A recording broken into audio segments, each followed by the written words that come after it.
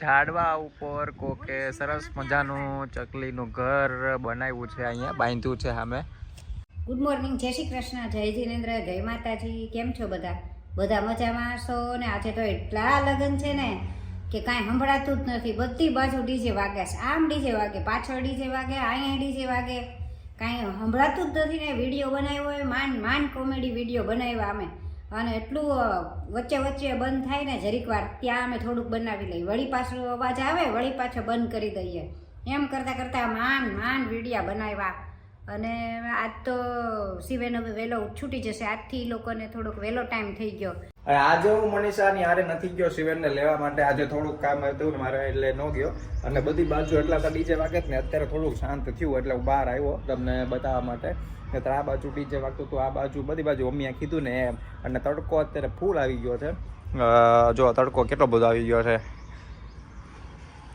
અત્યારે. હજી તો ફેબ્રુઆરી મહિનો શરૂ થયો છે ને, ત્યાં તડકા પડવાનું ચાલુ થઈ ગયા. હજી તો ઉનાળામાં તો ભૂકા કાઢી નાખશે મને એવું લાગે છે. અને રસોઈમાં તો બધું સરસ મજાનું બધું બની ગયું છે. આજે મમ્મી રસોઈમાં શું છે? આજે કઠોળમાં શિવ માટે ચોળી, અને આપણી માટે છે દૂધીનું શાક, અને મિક્સ દાળ, બરોબર, રોટલી, ભાત, મરચાં, સંભારો. ઠીક. અને મેં કીધું તડકો હું બહાર બતાવતો હતો. મેં તો અત્યારથી ફેબ્રુઆરી મહિનો ચાલુ થઈ ગયો ને, ફૂલ તડકા પડવાનું ચાલુ થઈ ગયા છે. સવારે ઠંડી હોય છે. આજ સવારે બહુ ઠંડો પવન હતો, અને અત્યારે ખૂબ તડકો છે. અત્યારે બહાર અમારી લાદી તપી ગઈ. એટલે જ કહું છું, હવે ઉનાળામાં તો શું થાય, બહાર ઊભું રહેવા જેવું નહીં રહે. બહાર નીકળાશે જ નહીં. 9 વાગ્યામાંથી નથી નીકળાતું બહાર. એટલે મને એવું લાગે છે કે અત્યારે લગ્ન વધી ગયા છે. મમ્મી બહાર ગયા હતા. મમ્મી એટલે કહું કે લગ્ન વધી ગયા છે. અને લગ્ન શું કામ મેં કીધું વધી ગયા કે આ ઉનાળો ચાલુ થાય છે ને હવે, એટલે અત્યારે થોડી ઘણી ઠંડક છે ને ત્યાં સુધીમાં હાલે એમ. હા, માણસોને કઈ બહુ જાજી તકલીફ ન પડે. અને એસી વગરના હોલ બુક કરાવે તો હાલી જાય, ઓછો ખર્ચો થાય. અને પછી તો એસી વાળું જ હોય તો બધાને હરખું થોડુંક લાગે એમ. હા, એટલે જ ને ઉનાળામાં તો એવું પછી થાય એમ. લ્યો બસ, હું તો મેં કીધું શિયાળામાં શું કહેવાય અત્યારે એસી ને, હા એમ તકલીફ થોડીક ઓછી રહે ને. હા, ઓલું એસી પંખા તો જોવે જ તે હોલમાં. એટલે અત્યારે તો કદાચ આપણે અહીંયા વાડી ને એવું બધું હોય થોડીક નાની મોટી, અથવા તો મેદાન હોય તોય હાલી જાય એમ. મેદાનમાં માણસો મંડપ નાખીને થઈ જાય બધું. પણ ઓલું પછી તો હોલ જોવે તડકા માટે થઈને, ઓલું ઉપર છત હોવી જોવે, એવી રીતના મસ્ત હોલ હોય. એસી વાળો હોય તો વધારે સારું, ન હોય તો પંખા તો હોવા જ જોવે. એવું બધું થોડું ઘણું હોય અને તો માણસોને સરખું લાગે એમ. નતર આમ ત્યારે ગરમી કપડાં ચોંટી જાય એવું થઈ જાય. એટલે અત્યારે માણસોને શું થાય કે હવે જે ફેબ્રુઆરી મહિનામાં પતે એમ પતાવો બધા એમ. મનીષાના વિદ્યાર્થી અહીં આવી ગયા છે, હોશિયાર વિદ્યાર્થી. મમ્મીના વિદ્યાર્થી આવી ગયા છે, અને મારી બાજુ કોઈ નથી તોફાની. અહીંયા તોફાની બધા બેસે છે, અહીં કોઈ નથી આવ્યું. કા એક આવે છે ખાલી. આ બધા રમતા આવે અહીંયા. ક્યાં રહી ગયો તો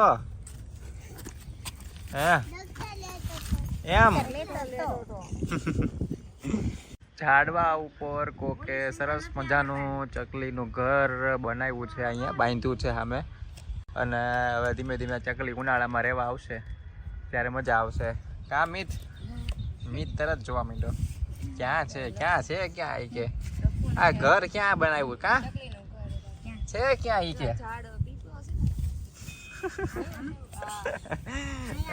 થોડીક વાર મમ્મી આવીને શિવેનની યારે કંઈક ગોતતા હતા પીછા, બધા અલગ અલગ કંઈક સ્કૂલમાંથી. એમ કીધું છે શિવેન, હવે સાચું ખોટું ખબર નથી, પણ શિવેન એવું કહે છે કે અમે સ્કૂલમાંથી પીછા લાવવાનું કીધું છે. તો મમ્મી અત્યારે દીવાબત્તી કરે છે, એ પહેલા પીછા ગોતતા હતા. અને બાકી ઉર્વી અને મનીષા બે રસોઈ કરવા માંડ્યા છે આવીને તરત. અને આજે સ્પેશિયલ મનીષાની ભાખરી કરવાની છે. એટલે મનીષા તો ક્યાર નહીં કામે લાગી ગઈ હતી ભાખરી માટે, બરાબર. અને જો અહીંયા ઉર્વી ગોળ કરે છે ભાખરીનું. અને આજે શાક શેનું છે? શું છે? તુરિયા, ખીચડી, તુરિયા નું શાક અને ભાખરી.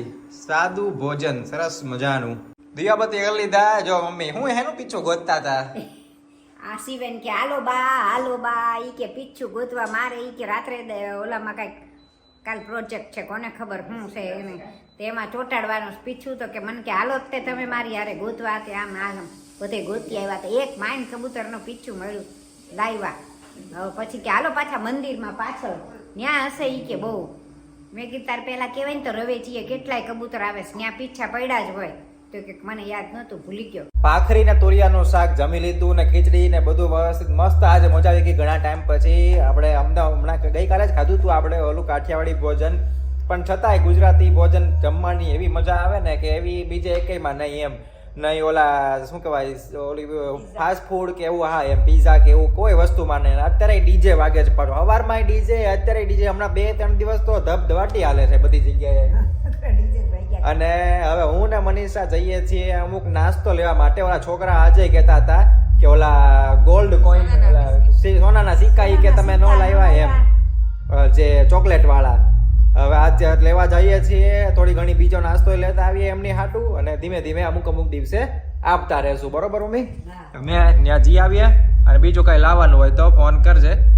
હાલો બીજું હું આ ડીજે તો જો વાગે ઈ ડૂમ ડૂમ થાય છે આખો દિવસ. જ્યાં બરાબર વિડિયો શરૂ કરીએ ને ત્યાં એનું શરૂ થાય છે વાગવાનું.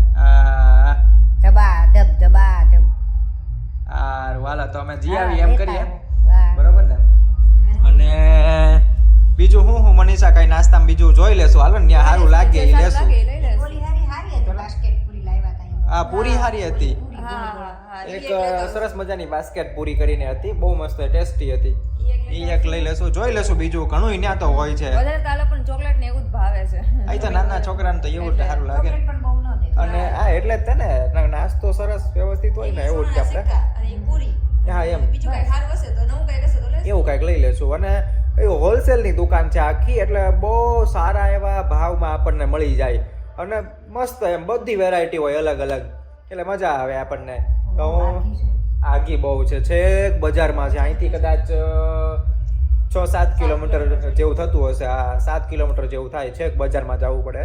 અને અમે રહીએ છીએ છેક ભાવનગરની રિંગ રોડ ઉપર, એટલે આમ સમજો ને કે બજારથી તો બહુ આગું 7 કિલોમીટર જેવું. અને ભાવનગર એટલે 7 કિલોમીટર મોટા સિટીમાં નાનું લાગે, પણ ભાવનગર હું ચેક એક તો સિટી જ નાનું, એટલે આપણને એમ થઈ જાય કે ઓહો 7 કિલોમીટર એમ. ભલે તોય છે. હવે જઈ આવીએ અમે, અને આવતા મોડું થઈ જશે, એટલે તું ગુડ નાઇટ નહીં કહી દે, કેમ કે પછી તો તારું હુવાનો ટાઈમ થઈ જાય, અને અમે આવ્યા હોય 10 વાગી જાય એવું થાય. અત્યારે વાગ્યા છે હજી 8:30 પોણા 9 જેવું થયું છે. જઈએ વસ્તુ લઈએ ત્યાં 10 વાગી જશે, કલાક તો થાય જ તે. બરોબર? હા તો કલાક તો થશે જ તે.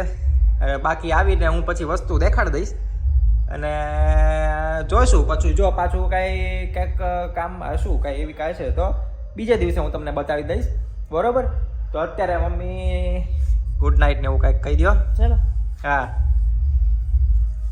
ગુડ નાઇટ, જય શ્રી કૃષ્ણ, જય જિનેન્દ્ર, જય માતાજી. ના બ્લોગ ગમે તો લાઈક કરજો, શેર કરજો, સબસ્ક્રાઇબ કરજો. હા અને કમેન્ટમાં કહેજો કે કઈ વસ્તુ, કયો બ્લોગ, કયો કટકો સારો લાગ્યો, અથવા તો તમારે જે કાંઈ લખવાની ઈચ્છા હોય તો કમેન્ટમાં કહેજો. ખાસ લખજો, કાંઈક ને કાંઈક લખજો, જેથી અમને મજા આવે વાંચવાની. હું તમને રિપ્લાય તો આપી શકતે, પણ કદાચ એકાદ દિવસ વહેલું મોડું થાય. ચાલો અમે જઈ આવીએ.